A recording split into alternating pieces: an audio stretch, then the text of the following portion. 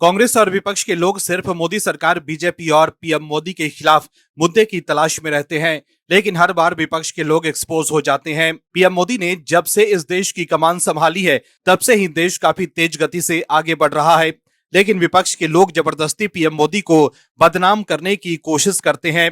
लाल किले के सामने विस्फोट होने के कुछ देर बाद ही विपक्ष को ऐसा लगा कि मौका अच्छा है, तुरंत सरकार को घेर लिया जाए। इसके बाद तो जैसे सरकार से इस्तीफा मांगने वालों की झड़ी लग गई।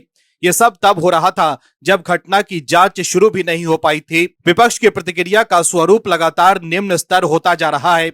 लाल किला ब्लास्ट की घटना न केवल दिल्ली को दहला दिया, बल्कि सोशल मीडिया और विपक्षी दलों की ओर से इसे बिहार विधानसभा चुनाव से जोड़ने की कोशिशें की गई, जो एक बहुत बड़ी खतरनाक ट्रेंड है। जहां एक तरफ एजेंसियां जांच में जुटी थी और हर पहलू को ध्यान में रखकर पड़ताल कर रही है, वहीं सोशल मीडिया पर यह नैरेटिव उभर रहा है कि यह राजनीतिक डिस्ट्रैक्शन है, बिहार चुनाव से ध्यान भटकाने के लिए। लेकिन अब ऐसे लोगों के खिलाफ पुलिस एक्शन में है।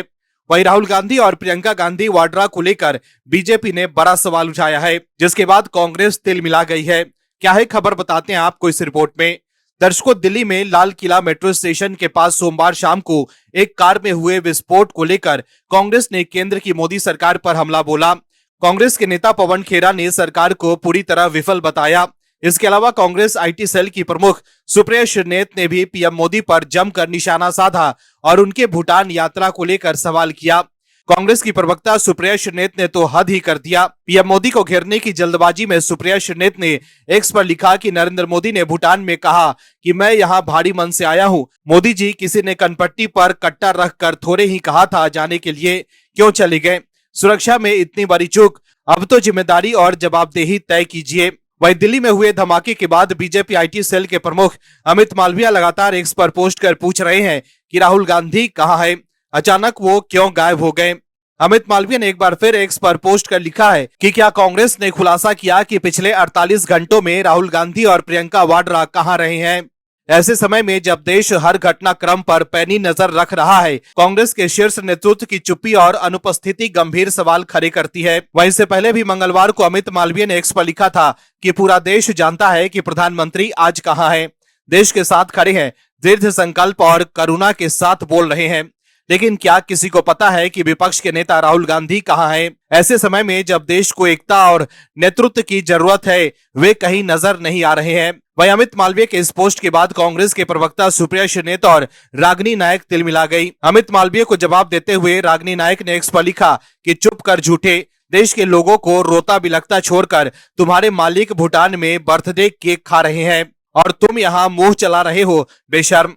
वहीं सुप्रिया श्रीनेत ने एक्स पर लिखा कि चोमू देश के प्रधानमंत्री बर्थडे पार्टी के लिए भूटान निकल लिए, वहां बढ़िया केक खा रहे हैं, इसलिए तुम जितना कम बोलो अच्छा है। वहीं एक दूसरे पोस्ट में रागिनी नायक ने एक्स पर एक कार्टून शेयर कर लिखा है कि कुर्सी है तुम्हारी, जनाजा तो नहीं है, कुछ कर नहीं सकते तो उतर क्यों नहीं जाते। तो देखा आपने कांग्रेस के प्रवक्ताओं की भाषा। वहीं बुधवार को भूटान से दिल्ली लौटते ही एयरपोर्ट पर उतरने के तुरंत बाद पीएम मोदी सीधे दिल्ली ब्लास्ट के घायलों से मिलने एलएनजेपी अस्पताल पहुंचे। इस दौरान उन्होंने घायलों का हाल जाना। दर्शकों, पीएम मोदी के बारे में तो सबको मालूम है कि वो कहां हैं, लेकिन राहुल गांधी के बारे में क्यों कांग्रेस बीजेपी को जवाब नहीं दे रही है। वहीं असम के कछार जिले में पुलिस ने एक रिटायर्ड स्कूल प्रिंसिपल को हिरासत में ले लिया है। आरोपित की पहचान नजरुल इस्लाम बरभुइया के रूप में हुई है, जो दुर्गापुर के रोंगपुर इलाके का रहने वाला है। नजरुल इस्लाम ने दिल्ली लाल किला कार ब्लास्ट के बारे में सोशल मीडिया पर आपत्तिजनक टिप्पणी की थी और उसे राजनीति से जोड़ा था। यह गिरफ्तारी मुख्यमंत्री हेमंत बिस्वा शर्मा के निर्देश के कुछ घंटे बाद हुई, जिन्होंने प्रेस से कहा था कि दिल्ली ब्लास्ट के बाद फेसबुक पर कुछ लोगों ने हमले का समर्थन करने वाले इमोजी और मैसेज पोस्ट किए। ये आतंकवाद को बढ़ावा देना है, हम उनकी पहचान कर रहे हैं और अगर असम के हैं तो गिरफ्तार करेंगे। Bureau report, OMH news. आप दर्शकों से विनम्र निवेदन है कि चैनल को सब्सक्राइब जरूर करें।